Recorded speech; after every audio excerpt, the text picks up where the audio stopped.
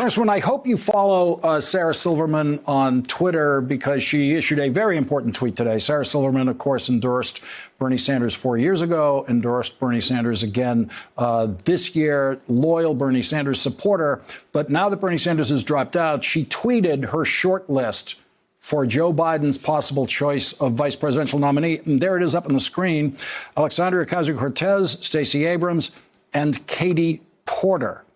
So now that you're on the short list for vice president, and you were an endorser of Senator Elizabeth Warren, Bernie Sanders dropped out today. Are you ready to make an endorsement or change your endorsement?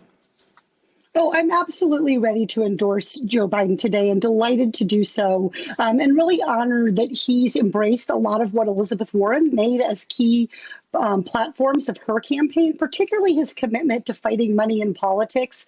This is someone who as early as 1973 was calling to get private money and dark money out of politics. And so I'm honored to endorse him tonight on your show and really looking forward to continuing to hear his voice during this very scary time for our country. I think it's incredibly important for the American people to have examples of what leadership looks like right now, what effective, honest, trusted leadership looks like. And that's what Joe Biden is.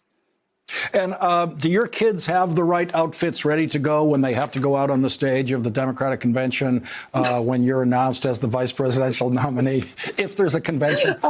That is the farthest thing from my mind. Honestly, I get up every day with so many projects and so many ideas. I've been really focusing on the pandemic, obviously, pushing hard to make sure that we have testing and treatment that's available to people regardless of insurance, working on all of the accountability issues with Secretary Mnuchin, very concerned to make sure this is not a bailout to big corporations. And then I've been doing so much important listening to the voices of my community, been doing calls with constituents, hearing about their challenges and their successes in navigating things like distance learning in our public schools, SBA assistance programs. So I have been incredibly busy. I get out of bed every day with a million things on my mind, but I've got to confess that has not been one of them.